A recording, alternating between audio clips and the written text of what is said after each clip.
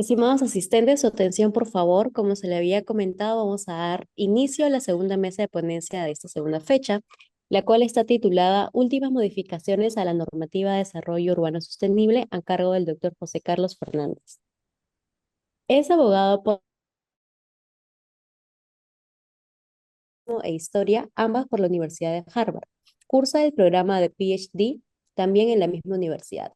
Es profesor de Derecho Civil e Historia del Derecho en la PUC. Es investigador principal en COMNUR y miembro asociado del Instituto Ribagüero.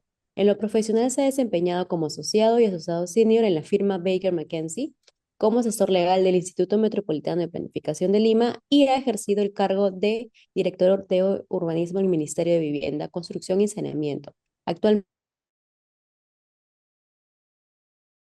de Perú del Banco Mundial. Muchísimas gracias, doctor, por su asistencia el día de hoy. Le damos el pase para que pueda dar inicio a su ponencia. Ok, muchas gracias por la invitación. Ahí estoy compartiendo, me avisan si se puede ver. Sí, se puede ver con total normalidad. Ok, bueno, muchas gracias por la presentación, por la invitación y lo que voy a hacer ahora es hacer una presentación sobre una norma que, considerando que en el público tenemos derecho urbanístico, derecho inmobiliario registral, derechos de propiedad en general. Una norma, tal vez la más importante en los últimos años que ha habido, es la Ley de Desarrollo Urbano, que ha movido muchas de las cosas que nosotros teníamos en el ámbito jurídico, obviamente no solo en el ámbito jurídico, sino también en el ámbito urbano, en el ámbito social, pero en el ámbito jurídico ha movido muchas normas básicas que teníamos. Y el comienzo, claro, tuve una intervención y una participación en la elaboración de esa norma, entonces por eso me interesa también que comentarles hacia dónde es que se han ido haciendo algunos cambios recientes que se han hecho en esta normativa. Entonces, eso es lo que voy a presentar hoy día, la evaluación de las modificaciones a la Ley de Desarrollo Urbano Sostenible. De nuevo, repito, una norma que para los temas que, para las personas profesionales que vemos temas inmobiliarios es una norma que ahora es clave y que además está en proceso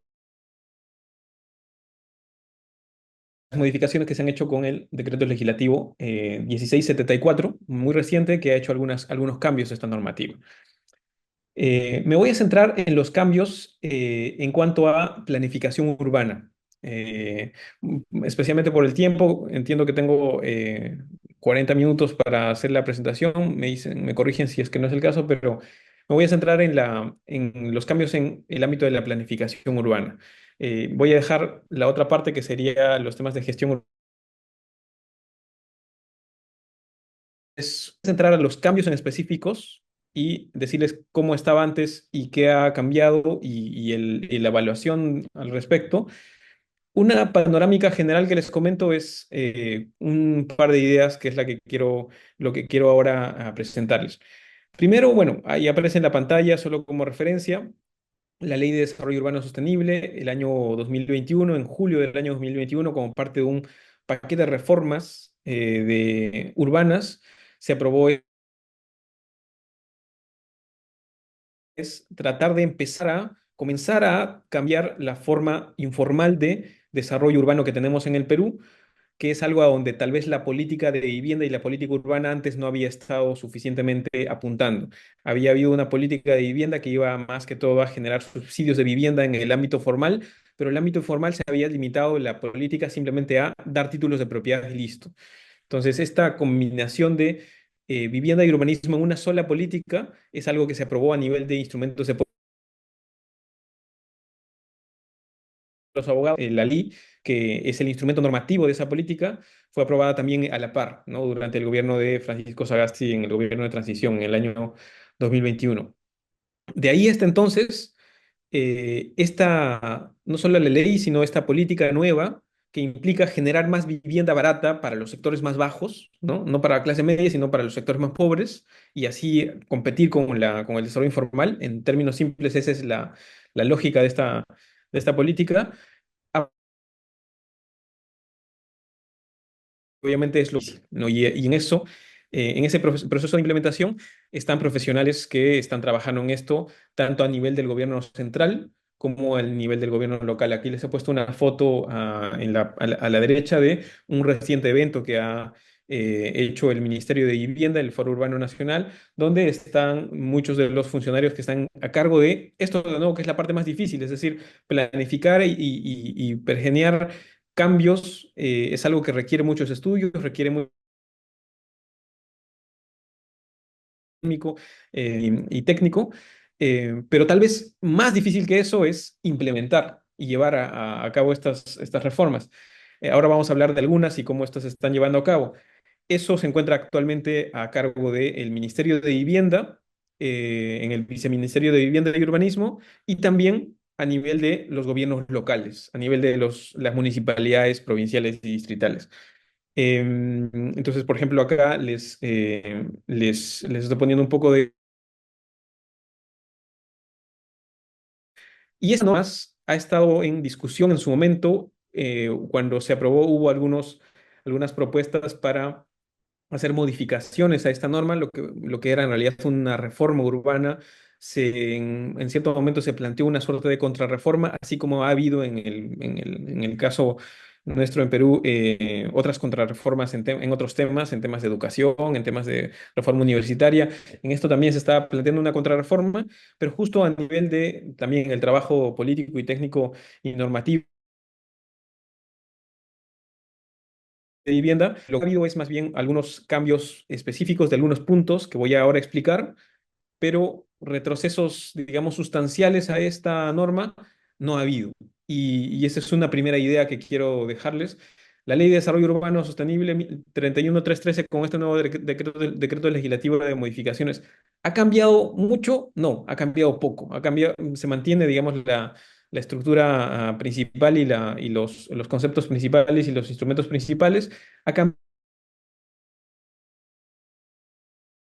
en particular, pero que creo que podría yo decir el 95% o el 97% de la ley se mantiene en su vigencia. Y entonces ahora veamos cuáles son esos 3 o 5% de cambios, que es los que vale la pena ahora ver, porque igual queremos estar actualizados.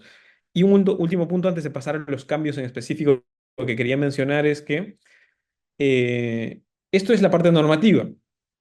A nivel de la parte más política y social, las normas de tardar un... El hecho de que se apruebe una norma ya da a la sociedad mensajes.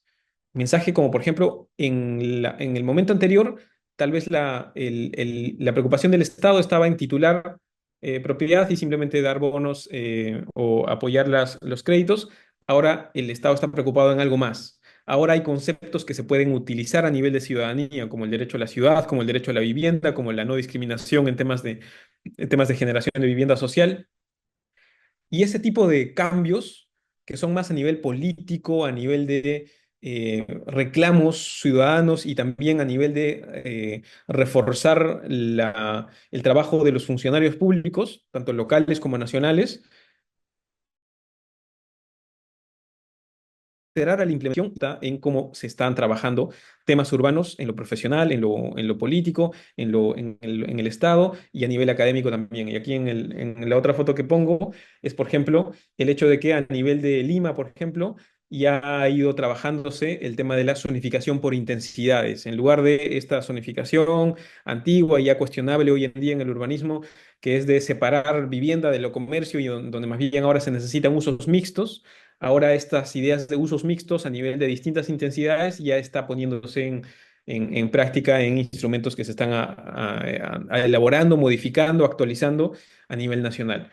En eso está y de eso se trata la parte más allá de lo jurídico que tienen las normas, cualquier norma que haya en el ordenamiento, y eso es algo que, aunque seamos abogados, tenemos que estar conscientes del impacto político que tienen las normas.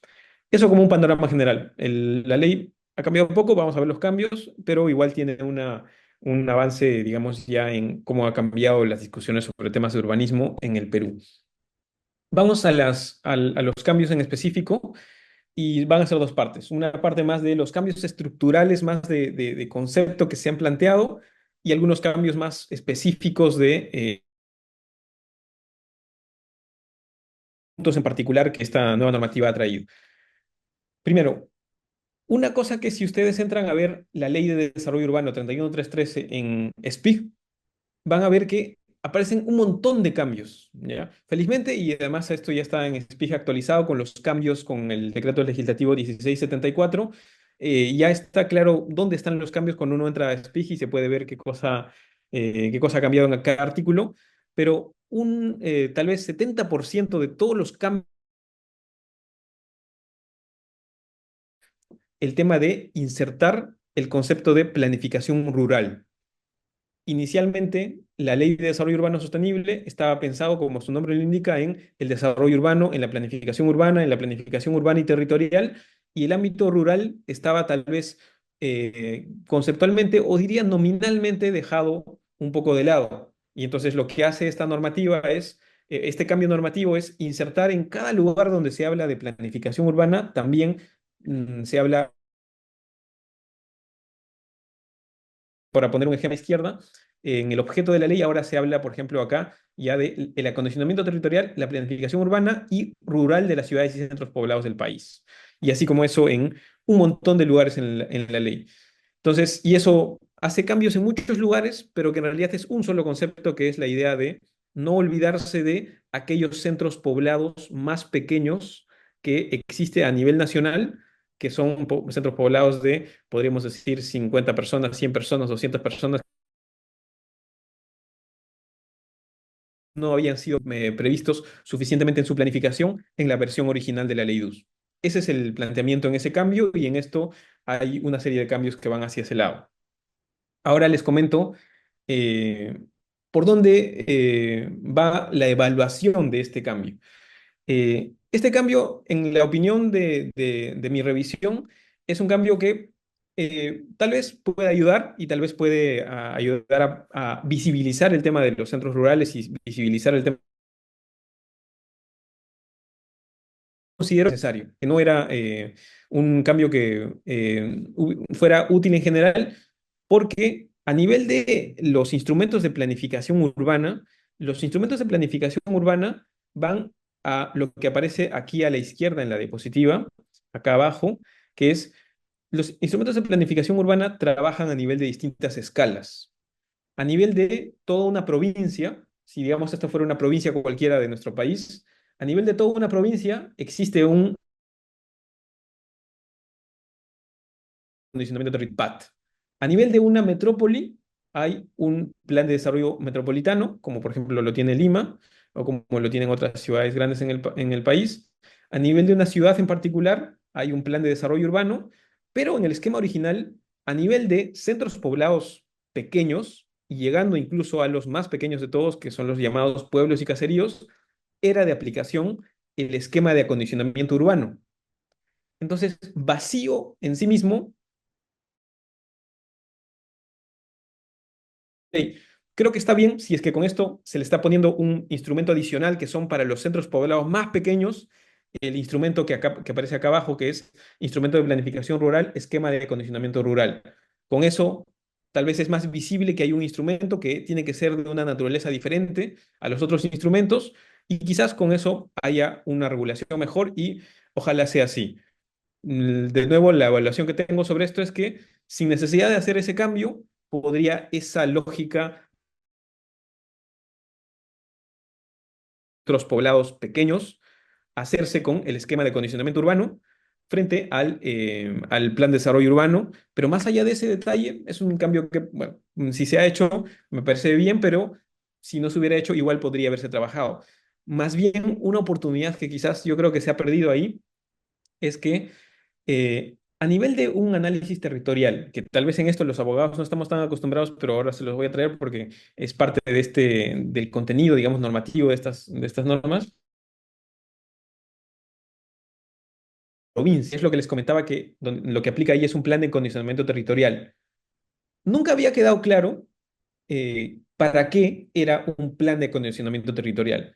Los planes de desarrollo urbano, planes de desarrollo metropolitano, los planes específicos que regulan o ciudades o partes de las ciudades, tienen instrumentos que tienen una aplicación más directa, que seguramente estamos más familiarizados con eso, como la zonificación, como los usos permitidos, como los parámetros urbanísticos y edificatorios, etcétera. Pero los planes mucho sobre cómo se desarrolla una determinada provincia. No, dicen una planificación determinada, pero no te vinculan directamente a instrumentos específicos que controlen cómo se desarrollan las actividades en esos espacios. Yo personalmente, pero también a nivel del equipo que trabajó este esquema original de la Ley de Desarrollo Urbano, sí había pensado que en lugar de tener un instrumento de planificación rural, sea el plan de condicionamiento territorial el que sea el instrumento más adecuado para regular temas rurales en general. Regular desarrollo rural, regular actividades rurales, porque es, como ven en el gráfico, lo que cubre todo el ámbito de la provincia. Y aunque cubre todo el ámbito de la provincia, el PAT es un instrumento secundario cuando miramos los centros poblados o los continuos poblados. Pero cuando estamos en el ámbito rural, en efecto, ahí no entran los planes de desarrollo urbano o los planes de desarrollo metropolitano, un instrumento que ahora yo creo que se está desaprovechando. Porque cuando hablamos de lo rural, no tiene tanto sentido hablar de los conglomerados o de la aglomeración de personas, sino más bien las lógicas son de una escala mayor, de procesos mayores, ya sea a nivel de actividades agrícolas, a nivel de actividades ecoturísticas, a nivel de movilidad de personas en una escala mayor. Eso, el instrumento más adecuado para regularlo, creo que todavía es el plan de acondicionamiento territorial, que ese ya estaba y que ese valía la pena más bien darle un mayor. Ahora se inserta un nuevo instrumento y creo que ahí se van a traslapar algunas cosas. Y un tema adicional que puede que se genere ahí de problema es que los temas rurales, ahí más bien entran superposiciones de competencias con algunos otros sectores también. Ministerio de Agricultura en temas de agricultura, Ministerio de Ambiente en cuanto al análisis del ordenamiento territorial, etcétera. Entonces ahí creo que va a haber algunos inconvenientes, pero aquí les comento cuál ha sido el cambio, cómo era la lógica ayudando a visibilizar el tema de la planificación rural, aun cuando me parece que era un cambio que no era tan necesario. Ese es el primer cambio, digamos, que está en varios lugares en la ley y todos esos tienen debajo esto que estoy comentando sobre esta, digamos, no sé si tan necesaria necesidad de regular lo rural o la planificación rural. Relacionado con eso está la definición de justamente qué entendemos por ciudades y centros poblados. Lo en el artículo como modificación es que ahora se está haciendo énfasis en los centros poblados rurales, como les comentaba en la diapositiva anterior, pero ahí siento que en la lectura de este nuevo artículo 14 y de este insertado artículo 20A, que es la planificación rural de los centros poblados, hay un malentendido sobre los centros poblados como lugares que es necesario planificar como centro poblado rural. Es ejemplo. Esto que aparece a la derecha es el distrito de Accha en la provincia de Paruro, en Cusco, ¿no? Un distrito que por razones familiares yo conozco con mayor detalle. Ahí, si bien en esta imagen se puede ver cierta conglomeración de algunas casas, de algunas viviendas, en realidad la lógica rural no es la de conglomerados, no es la de aglomeración, es más bien la de otras dinámicas donde puede que pase que haya lo que el reglamento de la ley se llama pueblos caseríos, ¿no? Pero eso no es lo importante es la regulación de, por ejemplo, las actividades agrícolas que hay en un determinado valle o en una determinada cuenca hidrográfica o una cuenca hidrográfica y todos los afluentes de un río y cómo esto tiene una dinámica con la población. O las zonas empinadas y las zonas andinas donde hay determinado tipo de técnicas agrícolas que son diferentes a las de las zonas planas. Todo eso no es un análisis de una aglomeración, de un centro, de un punto, de lo que dice, digamos, la ley, el pueblo caserío. Más bien, mejor de regular en la planificación rural a través de un plan de acondicionamiento territorial. Todavía se puede hacer, pero ahora va a quedar un poco extraño esto de que, ¿qué hacemos en un instrumento de acondicionamiento rural y qué lo diferencia de un instrumento de acondicionamiento urbano? Esa es un poco la discusión. Igual, esta es una discusión tal vez un poco académica y desde la normativa, porque la verdad es que en la gran mayoría el 99% menor tamaño nacional no tienen un instrumento de planificación y la verdad ni tampoco lo necesitan. Lo que necesitan es normalmente instrumentos de gobernanza como los acuerdos que tienen a nivel de municipalidades distritales, a nivel más local, porque estos instrumentos están normalmente pensados con demasiados estudios, demasiado detalle como para regular de manera adecuada la dinámica más cambiante de estos espacios. Entonces, esto es una preocupación, una discusión que la verdad a mí no me preocupa tanto. Acá hay algunos mutuales que se están moviendo y que van a, yo creo que generar algunos inconvenientes. Pero eso es en cuanto a este tema que estaba conectado con el anterior. Y un último tema a nivel de temas estructurales es algunos cambios a nivel de conceptos. Acá solo he recogido uno que es en el artículo 21. Pero hay varios cambios de conceptos, no varios, hay algunos cambios de conceptos en la parte de principios y en algunos puntos, como este artículo 21 donde se ha hecho cambios como este. Y lo voy a leer para que se note. Anteriormente decía los planes, es decir, los planes de desarrollo urbano, ¿no? El término anterior era los planes para el acondicionamiento territorial y desarrollo urbano decía, son el producto de los procesos dirigidos por los o gobiernos locales coproducidos con la ciudadanía que permiten la previsión, orientación y promoción del acondicionamiento físico territorial para el desarrollo sostenible, etcétera, etcétera. Ahora, 21 punto, los planes para el acondicionamiento territorial y desarrollo urbano y rural, dice, son instrumentos técnico-normativos producto de los procesos dirigidos por los gobiernos locales con la participación ciudadana efectiva. ¿Qué ha cambiado ahí? Si se fijan, y esto es un debate que hubo desde que se aprobó la ley y algunas propuestas de especialmente urbanistas o expertos en planificación urbana, esta referencia a procesos y esta referencia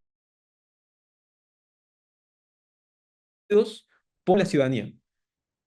Esto es bajo el entendimiento de que la planificación urbana no son en realidad temas que se tenga que trabajar de una manera coproducida con la ciudadanía. Eso suena mal, eso suena que pueda impedir realizar estos procesos de planificación. La forma en que debería llamarse, y acá ha retrocedido a cómo estaba definido antes, son instrumentos técnico-normativos. Y esto es bajo el entendimiento de que cuando se hace un plan urbano de una ciudad, tiene que haber un instrumento técnico que incorpore la ciencia, el estudio detallado, el estudio incluso académico de lo que hay en la ciudad para generar soluciones, que es de eso de lo que trata el urbanismo o la planificación urbana. Hasta cierto punto eso obviamente es cierto, y para hacer un plan urbano, la ley en la versión anterior y con los cambios de ahora también tiene una serie de diagnósticos y análisis que requiere hacer, y en ese plan además se hacen propuestas a nivel de qué se puede construir, dónde se puede desarrollar y demás. Entonces, esa intervención técnica de todas maneras hay, pero este cambio o este punto lo que hace es poner un énfasis tal vez demasiado en el ámbito técnico, cuando en realidad el la planificación urbana y la aprobación de instrumentos de planificación urbana tiene un componente político muy importante, para bien y para mal. A veces puede ser para bien porque puede haber la iniciativa de un gobierno local impulsando un cambio o una reforma en la parte de una determinada ciudad. Pero a veces también puede ser negativo cuando el consenso de una ciudad, ya sea a nivel del consejo municipal, a nivel de los regidores o a nivel del liderazgo de un alcalde, pueda no estar de acuerdo con una norma, con un plan urbano, con una reforma. Y eso se ha visto ya. en varios casos, en el caso de Lima, por ejemplo, o en el caso de Lima y Callao. Lo que les estoy poniendo acá a la derecha es una foto de, por ejemplo, la Callao hizo un convenio con el Ministerio de Vivienda hace algunos años para que se haga el Plan de Desarrollo Metropolitano del Callao. Lo mismo se hizo con la Municipalidad Metropolitana de Lima. En el caso de la Municipalidad Metropolitana de Lima, porque tenía un instituto de planificación, el Ministerio de Vivienda hizo lo que a mí me parece lo correcto, que es le dio asistencia a la Municipalidad de Lima para que haga su propio plan. Y en efecto hicieron su propio plan y aprobaron su propio plan de desarrollo metropolitano de Lima, mientras que en la Municipalidad de Callao lo que hicieron fue el Ministerio de Vivienda se puso a hacer un plan de desarrollo metropolitano para Callao, en lugar de que sea Callao quien lo haga. Eso es un tema político. ¿Y cuál fue el resultado? No se aprobó. Se elaboró y luego la municipalidad dijo, este plan no me parece, no nos gusta, no nos parece, y hasta ahora, si no me equivoco, se ha era un plan técnicamente bien hecho, con profesionales conocidos, muy estudiosos y muy conocedores de la zona y demás, pero lo técnico estaba, pero no lo político. Y el ver los planes desde una perspectiva solamente técnica tiene ese problema al obviar la parte política. Esa parte política tiene que navegarse con cualquier plan que lo que está al final diciendo es cómo se va a desarrollar una ciudad. Y en eso la configuración de todos los conflictos o todos los intereses que existen tiene que estar ahí, no como una cuestión externa. Y el ejemplo, digamos, como ese hay otros ejemplos, en la municipalidad de Lambayeque o en Chiclayo también había un plan de desarrollo metropolitano que fue difícil que la municipalidad lo acepte. Entonces, ese elemento se pierde con temas como este. Igual, es un cambio terminológico al final, es un cambio de algunas palabras, ¿no? En lugar de coproducidos con la ciudadanía, es instrumentos técnicos normativos. La verdad, porque esto además se que uno va discutiendo a nivel de todos los profesionales y de la población, pero da un poco de indicios hacia dónde va la filosofía de estos cambios. Entonces, ahí está ese otro cambio. Yo creo que, en mi particular opinión, eso es un retroceso a esta visión más tecnicista, cientificista de la planificación, que en realidad no ha ayudado en el Perú hasta la reforma urbana. Y ese es el otro cambio que quería presentar a nivel de cambios más grandes que creo que haya podido haber. Estos tres que... Vamos a algunos cambios puntuales, más prácticos. Como ven, en realidad los cambios estructurales tampoco no los llamaría tan estructurales porque son algunos temas más particulares. Pero estos tal vez sí son cosas más puntuales de algunos artículos, de algunos instrumentos que se han ido ajustando y vamos a ver hasta qué punto han dado en el clavo con estos cambios. Entonces vamos con estos cambios más de tipo práctico. Un grupo de ellos son los relacionados a descentralización y la relación del Ministerio de Vivienda con las municipalidades.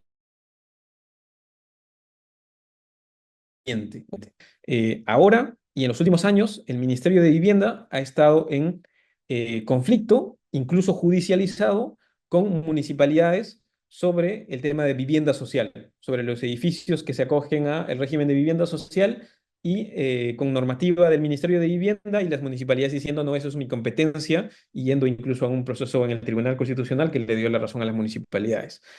Este decreto legislativo que ha hecho modificaciones a la Ley de Desarrollo Urbano en su impulsada desde el Ejecutivo, tiene la versión o tiene los argumentos del lado del gobierno nacional. Entonces contiene algunos cambios como este. Anteriormente, cuando se hablaba de descentralización, la lógica de la Ley de Desarrollo Urbano original y de la política todavía vigente es una lógica descentralizadora. Es una lógica que criticaba esto que acabo de comentar de el ministerio haciendo planes de ciudades en el Perú que ni siquiera los profesionales conocen.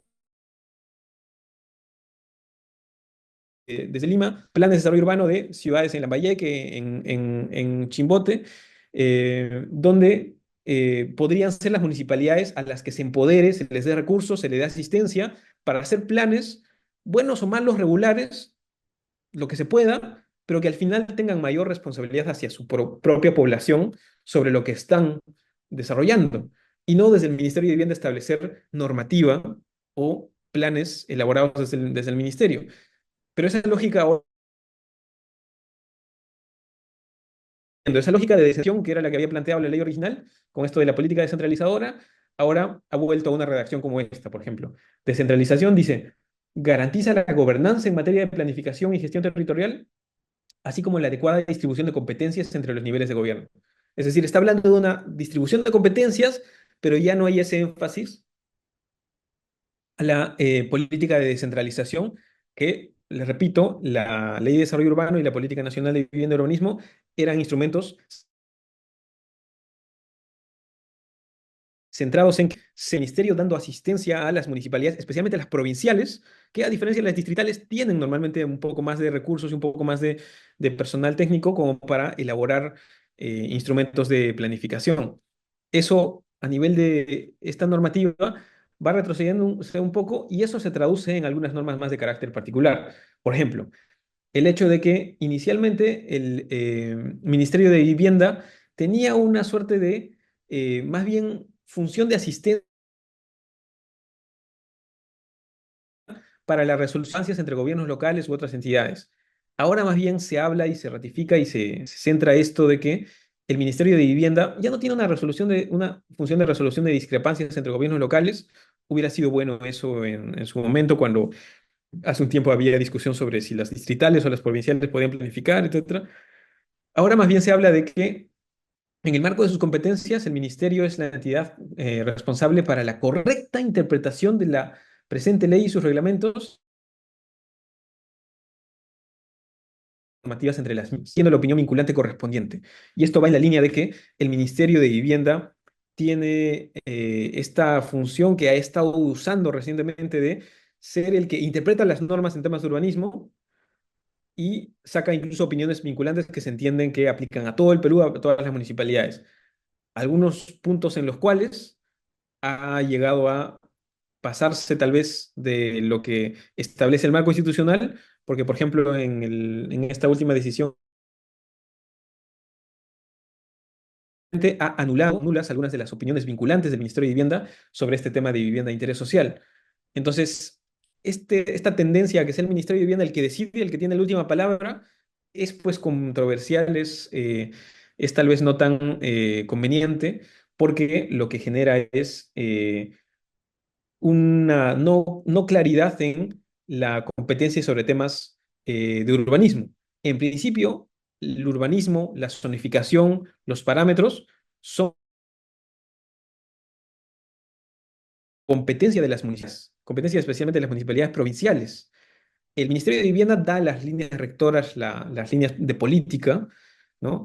Entonces, cuando el Ministerio de Vivienda está aprobando normas que van al detalle de parámetros de altura, tamaños, estacionamientos, eso es donde las municipalidades están reclamando, ¿no? Y esto, bueno, ya ha sido decidido por el Tribunal Constitucional y eso es una cosa a la cual ya no puede entrar digamos, la gestión actual del Ministerio de Vivienda está acá. Decisiones y está de qué manera reacomodar esta anterior normativa. Todo eso se nota en estos cambios, ¿no? Son cambios que, de nuevo, tampoco no creo que hagan muchos movimientos en cómo se estaba dando el desarrollo urbano, pero se nota un poco la filosofía de eso. Y acá hay otro punto que lo dejo simplemente mencionado, que es el tema de la solución de controversias, que refleja lo anterior y que es un artículo derogado. Eso es un tema. Eso es un tema que hay con esta discusión entre los gobiernos locales.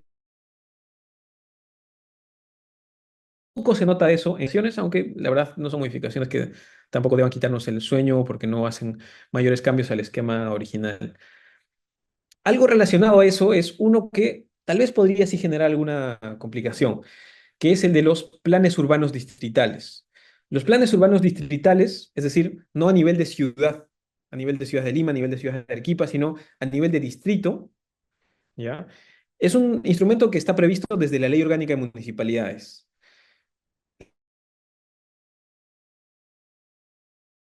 Y esa pregunta es bien fina, es bien difícil porque lo que había pasado en el caso de especialmente Lima, pero también algunas otras ciudades en el Perú, es que habiendo planes urbanos distritales, hacían planes, digamos, para regular el desarrollo urbano, algunos distritos que cuentan con el presupuesto para ello. Ejemplo, Miraflores, San Isidro, San Borja, etcétera. Hacían sus propios planes. Entonces teníamos la situación antes del 2021 de que el, eh, pero también tiene planes de cada distrito, por ejemplo acá San Isidro, Miraflores, pero son planes que terminan en un quiebre totalmente artificial, porque como sabemos la ciudad es una entera. Entonces el plan de Miraflores termina en la avenida Paseo de la República o el plan de San Isidro termina en la avenida Javier Prado, etcétera, que no tiene ningún sentido cuando uno está planificando una ciudad. En la ley de desarrollo urbano sostenible, en su versión original, se planteó los son las municipalidades provinciales. Por ejemplo, la Municipalidad Provincial de Arequipa, la Municipalidad Provincial de Cusco, la Municipalidad Provincial etcétera. En Lima, la que hace las veces de municipalidad provincial es la Municipalidad Metropolitana de Lima. Esa es la que planifica, la que hace el plan, ya sea en el caso de Lima de todo Lima, y en el caso de Lima además hay esta división de que se hacen planes de zonas. Lima Norte, Lima Sur, no sé si son las mejores divisiones, pero al menos es una planificación un poco más. Y los distritos se dan de algo distinto, que es la gestión urbana, que es, una vez que ya hay un plan, gestionar tanto las licencias, el licenciamiento, tanto de proyectos de habilitación urbana, de edificación, como también el licenciamiento de los usos, las licencias de funcionamiento, que es un montón de trabajo y es donde además se juega el urbanismo en el día a día, ¿no? Además de la aplicación de los distintos instrumentos de gestión del suelo que ahora hay en la nueva normativa y que está en proceso de reglamentación. Entonces, lo que iba la planes urbanos, pero dice, los planes urbanos estaban destinados justamente para la gestión e implementación de los componentes previamente establecidos en el respectivo plan de desarrollo urbano. Era ese ordenamiento que se hizo con esta redacción original. Eso se ha eliminado. Y ahora ya no queda claro, ahora hay una redacción bien abierta y no queda clara. Ahora, no queda claro qué son los planes distritales y ahora podríamos volver a la situación anterior. Ese sí es un tema que podría generar alguna complicación. Contar las municipalidades distritales, ese esquema desordenado anterior. Otros temas que tal vez los paso un poco más rápido son temas como, por ejemplo, la participación ciudadana. Un elemento central de la planificación urbana, de planificar cómo se va a desarrollar un barrio, un distrito, una ciudad, etcétera, es que haya un componente de participación de la ciudadanía a través de los distintos actores que tienen un interés y tienen una voz y que se quiere incorporar esa voz en los planes de desarrollo urbano. Ese elemento, que para muchos planificación urbana, urbanistas, la participación ciudadana es lo central más bien, porque esto es un proceso, como les decía, no solo técnico, sino político, estaba recogido en un sentido bien fuerte en la redacción original, pues se decía en el artículo 11.4 que la omisión de la observancia de los parámetros de participación ciudadana establecidos en el reglamento puede acarrear la nulidad de los actos del proceso de planificación urbana. Como para poner un poco de dientes a no ciudadana y hacer planes de escritorio o lo que pueda prestarse también a planes que tengan elementos de corrupción o gestión de intereses, ¿no? Eso se elimina. La referencia a que la nulidad sea algo que pueda activarse o movilizarse, ¿no? Igual se habla de planificación urbana, institucionalizada y demás, pero ese tema de la nulidad se ha eliminado. Eso es una cosa que puede generar un problema y lo he escuchado ya en el caso de Chancay, por ejemplo, donde en la municipalidad provincial de Huaral que se están ahora elaborando planes de desarrollo urbano en Chancay, en unos planes que se han elaborado con participación ciudadana, pero hay algunos intereses que están queriendo cambiar esto y esos cambios no se están llevando al proceso de participación ciudadana y este mecanismo de llevar esto a un cuestionamiento a través de una nulidad ya no estaría un instrumento que permitiría hacer ese cuestionamiento, ¿no? Ese es un tema de procedimientos de elaboración de planes de desarrollo urbano que ahora está complicándose por ese detalle. Creo que tengo dos o tres más. eh, Más técnicos. Y este es un buen ejemplo de lo que les menciono. Todo esto, les repito, estamos dentro de tal vez un 3 o 5% de cambios a una ley que tiene un montón de instrumentos, un montón de cambios. Y entonces estos son cambios, digamos, que pueden ser problemáticos, sí, como les digo, pero son algunos temas bien puntuales. Uno que les menciono es este, que la ley en el artículo 22 habla de cuándo se necesita un plan previo para hacer otro plan, ¿ya? En principio se dice quiere de la aprobación de un condicionamiento territorial, ¿no? El plan que va a toda la provincia para la aprobación de los otros planes, por ejemplo, un plan de desarrollo urbano. Entonces, se puede aprobar el plan de desarrollo de una ciudad, aunque la provincia todavía no tenga su plan de acondicionamiento territorial. Eso no se pone, entonces eso es lo que dice la ley, correcto. Luego dice, para la formulación de planes temáticos no se requiere de la aprobación del plan de desarrollo metropolitano. Es decir, para la aprobación de un plan que esté referido a temas de patrimonio cultural, temas de movilidad, temas de esos planes temáticos de algunos temas en específico de la ciudad, algunos sistemas de la ciudad, no tiene que haber necesariamente un plan de desarrollo metropolitano o de desarrollo urbano. Lo que se ha eliminado aquí es más bien que para la elaboración de planes específicos, por ejemplo, se deba tener también planes previos o planes complementarios en general, o planes de desarrollo urbano incluso. Eh, sí, la manera más ordenada para que se hagan un PAT, un PDU, un plan específico, etcétera. Pero sabiendo lo poco que está planificado y y lo difícil que es planificar las ciudades en el Perú, que digamos el Perú más bien lo que sucede es más bien fuera de los planes, lo que menos debería hacer la ley es limitar cuándo se puede hacer un plan. Y si hay la posibilidad de hacer ya sea un plan temático, un plan específico, un plan complementario de un lugar, aunque no haya un plan de desarrollo urbano, o si se puede hacer un plan de desarrollo urbano, aunque no haya no debería desaprovecharse eso. Y con esta nueva redacción podría entenderse eso, que solo estos son los casos que están exceptuados, los otros sí requieren seguir esa suerte de cascada de instrumentos. Eso es un tema que no creo que ayude en un lugar donde es tan difícil hacer planificación. Eh, el penúltimo es el tema de la clasificación de uso de suelo.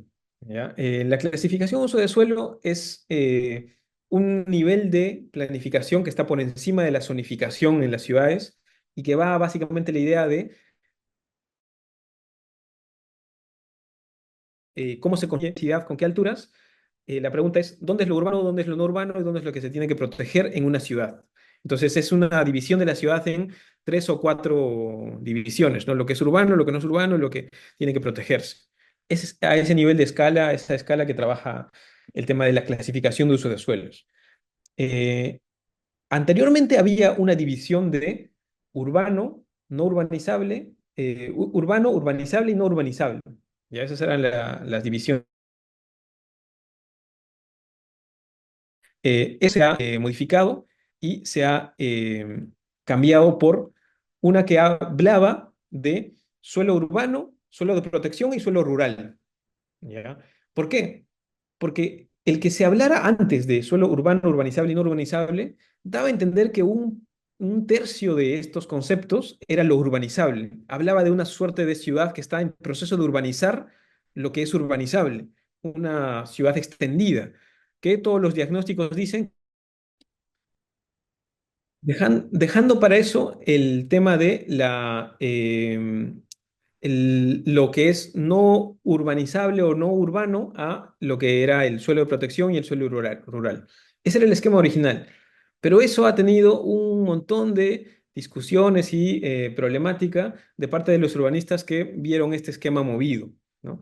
Y entonces con eso lo que se ha hecho en esta modificación es retornar a ese viejo esquema de, ahora como ven, suelo urbano, suelo urbanizable ha vuelto a aparecer, suelo de protección, y acá, y este tipo de errores también he visto por ahí, suelo de rural le han puesto, que hay algunas redacciones equivocadas en esta nueva versión. Y está además en el texto de la ley actualmente, dice suelo de rural. Pero ahora ha aparecido este suelo urbanizable, que como les digo antes estaba insertado dentro del suelo urbano como una forma, digamos, de entender parte de lo urbano, pero no dándole todo ese protagonismo que es la ciudad a expandirse, que es lo que vuelve a aparecer en esta lógica de esta nueva clasificación de suelos. Eso es, digamos, un tema tal vez un poco más urbano, más técnico, más de diseño urbano y de planificación urbana, pero ese tipo de modificaciones se han hecho. Eh, Se ha modificado también algunas cosas en cuanto a a los cambios de zonificación, siempre un tema polémico, siempre un tema complicado. Acá se habla ahora de la modificación de la zonificación se realiza mediante una actualización del instrumento de planificación urbana, pero dice, en caso el análisis integral determine que se producen cambios sustanciales al instrumento de planificación. Eso es un entendido, un entendimiento equivocado de los instrumentos de planificación porque la zonificación es parte del instrumento de planificación. Un plan de desarrollo urbano contiene la zonificación. Y si se va a cambiar la zonificación, cambio pequeño o grande, es un cambio del instrumento de planificación urbana y requiere su participación ciudadana correspondiente, ¿no? Requiere su participación ciudadana correspondiente. Ahora, eso se pueden hacer varios mecanismos, ¿no? Y hay un mecanismo que está planteado de que una vez al año se junten todos los cambios de zonificación y se revisen una vez al año todos en conjunto y cómo se van modificando entre sí, cuáles se aprueban y cuáles no. Pero esto de que algunos cambios no requieren la modificación del instrumento de planificación es un malentendido, olvidándose que la zonificación es parte del instrumento de planificación y siempre va a implicar una modificación del instrumento de planificación. Ese tipo de errores aparecen en la ley. Y hasta ahí lo voy a dejar. Hay una parte de la ley que se ha modificado que son los instrumentos de gestión del suelo, que son ya no los instrumentos de planificación de la ciudad, sino algunos instrumentos que lo que hacen es utilizar de mejor manera el valor del suelo que se genera en la ciudad y que puede utilizarse y reutilizarse para la generación de infraestructura, equipamiento y otras necesidades de la ciudad. Ahí se han hecho cambios menores en realidad que lo que les he mostrado ahora, pero eso los he dejado para otra presentación, porque tal vez requeriría todo un tiempo adicional para estudiarlos. Y bueno, estoy a disposición para sus comentarios o sus preguntas. Gracias.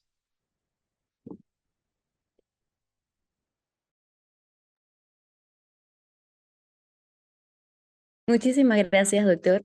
Vamos a dar inicio a esta ronda de preguntas. De hecho, durante su ponencia se han venido desarrollando 4 preguntas en total. Entonces vamos a iniciar con la primera, la cual indica cuál es el procedimiento adecuado para llevar a cabo un plan de desarrollo urbano. En mi caso, zonificaron mi predio como servicio complementario, pero nunca me consultaron. ¿Se puede modificar a solicitud de parte? Sí, interesante. Ese es el tipo de situaciones donde se refleja esto que les comentaba sobre la planificación urbana, sobre la participación ciudadana en la planificación urbana. Y es muy posible que varios de nosotros no haya la oportunidad de participar y esta participación a veces se ha limitado solamente a un, a una llamada en Google Meet organizada por la municipalidad un día determinado, cuando la participación ciudadana podría tener varios otros elementos mucho más creativos que hagan una mayor posibilidad de que personas como la que acaba de preguntar tengan la posibilidad de dar su voz o dar su opinión sobre algo. Concursos públicos, redes sociales, actividades presenciales y demás, son cosas que deberían ser parte de de los procesos de participación ciudadana. Y eso es, así es como se debería aprobar. Y eso es una cosa que hay que reclamar a la municipalidad provincial respectiva. Ahora, si es que hay una zonificación ya establecida, ¿se puede modificar? Sí, se puede modificar. ¿Quién tiene la competencia para modificarlo? Es la municipalidad provincial respectiva, ¿no? Ahora, lo que sí les decía es, la lógica desde el año 2021 es que las modificaciones se hacen no uno por uno, sino se plantean las modificaciones y periódicamente las revisa la municipalidad mirando la propuesta que hace alguien, pero con las propuestas que hacen otros vecinos o otras entidades también. Esa es la forma en que se hace. Todo eso presentando a través de un escrito, una solicitud de gracia se llama, a la municipalidad provincial respectiva. Muchas gracias, doctor. Otra consulta es, ¿y cuando las municipalidades otorgan licencias de construcción que no se ajustan al lineamiento del Ministerio de Vivienda, a qué institución se presenta la queja o el reclamo? ahí está un poco lo que conversamos. El, los lineamientos del Ministerio de Vivienda eh, no son los instrumentos principales. Los lineamientos y la lógica de desarrollo en una ciudad, en una municipalidad, son los de la municipalidad provincial. Puede haber excepciones. Puede el Ministerio de Vivienda ser asignado para hacer un plan de desarrollo urbano en una ciudad del Perú. Puede haber con esa excepcionalidad bien sustentada normativamente y con sus actos administrativos respectivos. Podría haber también algunos casos que puede ser necesario que la municipalidad provincial le dé las competencias a una municipalidad distrital. Por ejemplo, en los casos donde hay una provincia en que una ciudad no es la capital de provincia, entonces no tiene tanto sentido que el plan de esa ciudad que no es la capital de provincia se haga desde la capital de provincia, que se puede delegar eso para que lo haga esta municipalidad distrital donde se encuentra esa ciudad. Pero el Ministerio de Vivienda no es de por sí el que establece los lineamientos y esto además ya ha quedado claro con esta última decisión del Tribunal Constitucional. Ahora, pero bueno, cuando no se cumplen los instrumentos de planificación, especialmente como digo los provinciales, las licencias de construcción son actos administrativos. Y acá no voy a poder entrar a todo el detalle de la teoría sobre actos administrativos, pero son actos administrativos, es decir, decisiones de la administración pública, del Estado, y son sujetos de cuestionamiento por todos los mecanismos de cuestionamiento de actos administrativos. Nulidad del acto administrativo, ya sea a nivel administrativo, ya sea a nivel de cuestionamiento judicial o incluso a través de otros mecanismos como pueden ser procesos o denuncias contra los funcionarios que han estado involucrados y demás. Toda esa lógica de cuestionamiento de actos administrativos aplica a las licencias de construcción. Listo, muchas gracias. Otra consulta es, si un bien considerado como aporte reglamentario o recreación pública, bien público, ¿puede modificarse su naturaleza con la aprobación del Plan de Desarrollo Urbano a efectos de destinarlo a vivienda o qué es lo que puede hacer la municipalidad? Ahí está un poco extraña la pregunta porque primero un aporte reglamentario es un aporte reglamentario y esto está en la parte que les decía que es los instrumentos de gestión del suelo, que ahora no hemos cubierto, ¿no? Y ahí hay un problema en algún cambio que han hecho justamente en esta nueva normativa, porque los aportes ahora se han vinculado con el Reglamento Nacional de Edificaciones, que es una norma de tercera categoría. Pero bueno, volviendo al punto, un aporte reglamentario es una cesión de un terreno, una parte del terreno, cuando se hace una habilitación urbana. Si es una habilitación urbana, se cambia de rural a urbano un terreno y una parte de ese terreno, un segmento de ese terreno, se aporta a determinados fines, ¿no? Recreación, renovación, etcétera. Entonces, en principio, ese terreno ya pasa a estar en titularidad de una entidad estatal. Y ahí uno ya no tiene ninguna utilización de ese terreno. Pero cuando habló la pregunta de algún tema de cómo está, me parece, zonificado, cómo está regulado, tal vez es porque todavía no se ha hecho la habilitación urbana y ahí están hablando de qué regulación, qué reglamentación tiene esta zona del terreno. Eso es justamente lo que se va a diseñar en el proyecto de habilitación urbana que se plantee y en ese proyecto de habilitación va a hacerse ese contraste entre el proyecto, cómo se ha diseñado, cómo se ha planteado y lo que para esa zona tenga previsto el instrumento de planificación respectivo. Listo. Hay otra pregunta que es, ¿cuál es el aporte de la zonificación ecológica y económica en los planes de desarrollo urbano?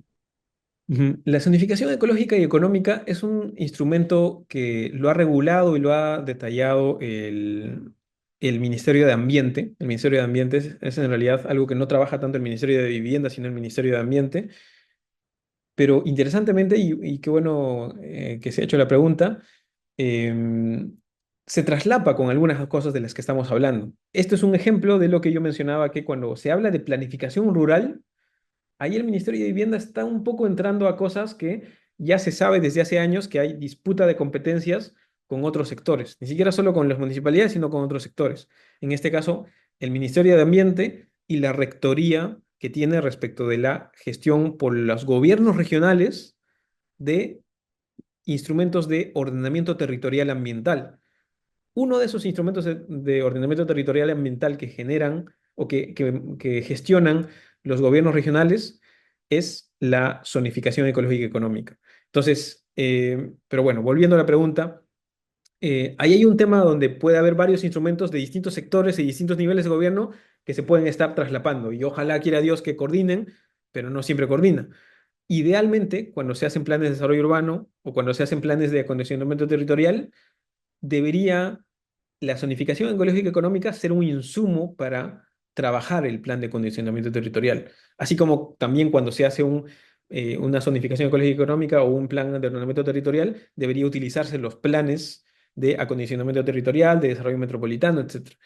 Deberían ser instrumentos que se utilicen, que alimenten el otro instrumento, ¿no? Pero formalmente son instrumentos distintos que ojalá debieran coordinar, ¿no?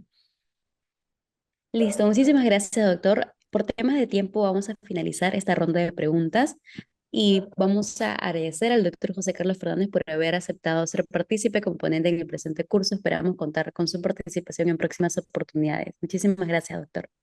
Gracias.